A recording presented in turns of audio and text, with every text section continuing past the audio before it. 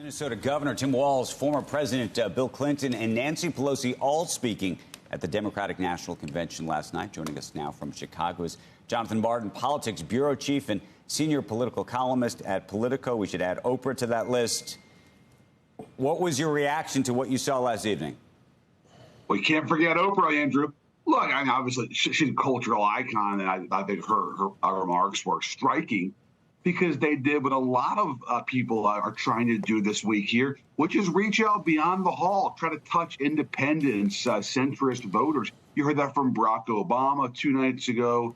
You heard it from Bill Clinton some last night, and you heard it from Oprah, trying to appeal to the broad center of American voters, saying there's a place for you in this party. And join us, because they know that, yes, Kamala Harris has had a good month, really, but there's a long way to go on this campaign, and she's really got to bring over voters that she doesn't already have, that she isn't just preaching to the choir, that she's going out and getting voters who are still really, undecided or at least uneasy about voting for Trump. For folks that are paying attention to the economy and looking at these candidates and saying who's going to be better for the economy, who's going to be better for my paycheck every week, how do you think that this convention is talking about that issue?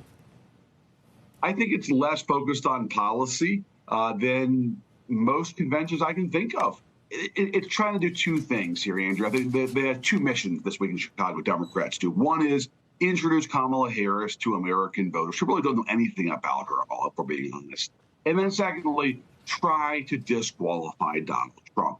Those are the twin missions of Chicago. And yes, there's some policy talk, but it's largely beside the point. You know what? The one striking thing that I did take away from last night on policy was a classic Bill Clinton line where he said, I couldn't believe this. And I looked it up 3 times. But, since the end of the Cold War, Democrats have created 50 of the 51 million jobs created in this country overall, and kind of liking it to a sports team that was up 50-1. Again, that's not exactly sophisticated economics, analysis or even politics. But it's at least something that's trying to remind voters of when you vote for our side, this is typically what you get, America. Jonathan, I've heard it.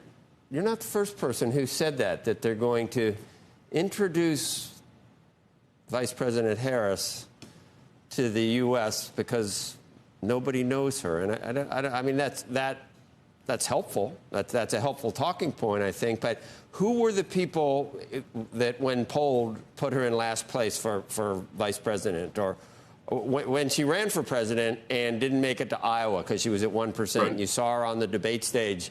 In your view, this isn't rehabbing someone and getting rid of a lot of her. I know that the left went crazy with the borders are controversy. I don't even know where that ended up. It was so absurd, whether you call it semantics. But she was put in charge of whether it was the underlying conditions in certain countries. She was tasked with that, and it did not go well. So none of those things have to be rehabbed. It's all just introducing this unknown person to people. What do I mean by that, Joe? I think for the average American voter that's not super engaged, that's not watching, hours and hours of one cable news channel or another about politics, that's not following this stuff closely, I don't think they even knew that she was a candidate in 2019. I covered that race. It was a lackluster campaign, and she did, in fact, withdraw before the holidays of 2019, didn't even make it to the new year. But I just think that there's a lot of people in America who don't even know that happened or have forgotten it entirely. And I think what happens is we probably assume too much about how Americans follow politics. And I think a lot of them just know that she's vice president, maybe don't have a great sense of her or aren't very fond of her from what they know. I just think that there's a lot to be filled in, and that's what Democrats are trying to do. There was a lot of fear and loathing in the Democratic camp about how to push Joe Biden out, because the person that was waiting in the wings, and articles were written, and you could see the fear in Democrats' eyes. Yes.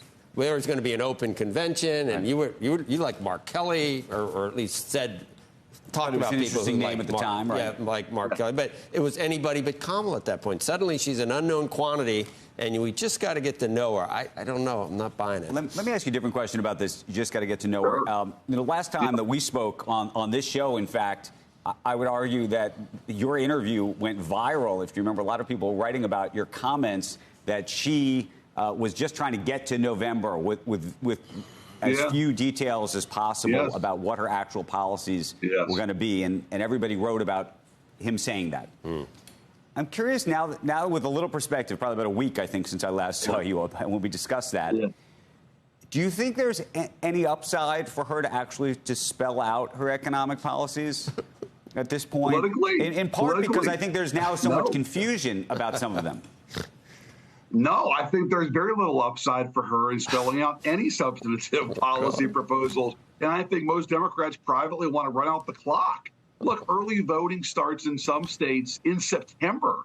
And I think the large preference from the Democratic operative class is, let's make this about, do you want 4 more years of Donald Trump's, tweets and chaotic leadership, and make it more about that than about her 5-point plan. Is she going to unveil more policy? Yes. But is that going to be the centerpiece of what Democrats want to talk about? John, No.